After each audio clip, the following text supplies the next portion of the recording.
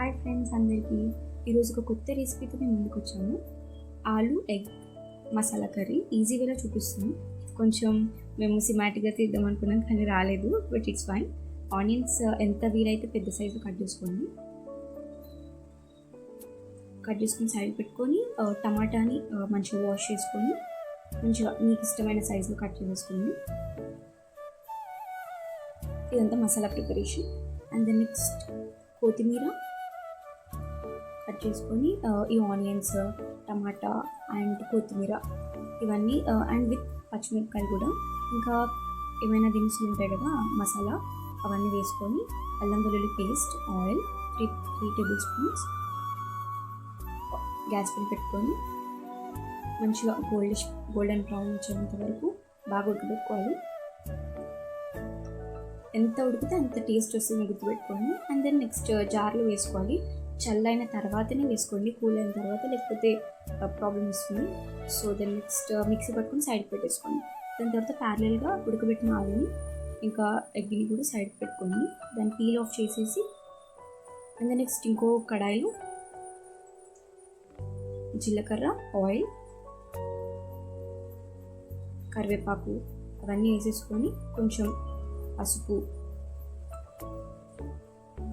మీరు ఇంకా తాలింపుకి ఏం వేసుకుంటారో అవన్నీ వేసుకొని మనం ఉడకబెట్టుకున్నాం కదా ఆ గుడ్లన్నీ ఇంకా ఆలుని దానిలో వేసుకోవాలి. 1 by 1 ఒక్కొక్కటి వేసుకోండి. కొంచెం బీ కేర్ఫుల్, అది పైనకి వచ్చి పడవచ్చు. చాలా టేస్టీ ఉంటుందండి రెసిపీ, మాత్రం చాలా బాగుంటుంది. ఈజీగా చేసుకోవచ్చు, ఎవరైనా పెద్దోళ్ళైనా బ్యాచిలర్స్ ఎవరైనా చేసుకోవచ్చు. చాలా ఈజీ రెసిపీ, క్విక్గా ఉంటుంది. కొంచెం సాల్ట్, తగినంత కారం,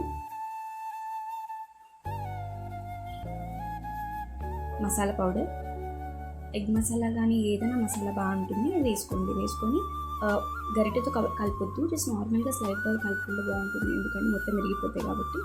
సో మంచిగా కలిపేసుకొని ఒక 2 minutes బాగా కొంచెం ఫ్రై అయిన తర్వాత అందుకు మనం పేస్ట్ చేసుకున్నాం కదా అదంతా మిక్సీలో వేసేసుకొని వెంటనే ఆయిల్ పోయొద్దు, వాటర్ అంతా ఎప్పుడే పోయొద్దు.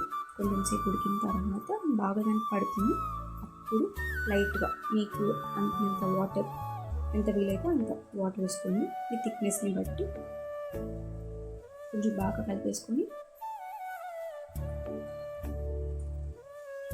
జార్లోనే వేస్ట్ చేయకుండా దాంతోపాటు వేసేసుకొని కొంచెం సేపు ఒక 5 to 10 minutes బాగా ఉడకనిస్తే కర్రీ రెడీ. చూసారా గైస్, ఎంత టేస్టీగా ఉంది, అసలు చూస్తుంటేనే తినాలనిపిస్తుంది. సో చూసారా, 5 minutes రెసిపీ అంతే, ఈజీగా చేసుకోవచ్చు. కొంచెం ఒక 5 minutes టైం పెడితే సరిపోతుంది, ఎవరైనా చేసుకోవచ్చు.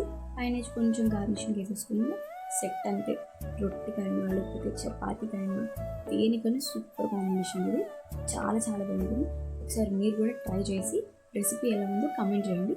Please like, share, subscribe and follow me for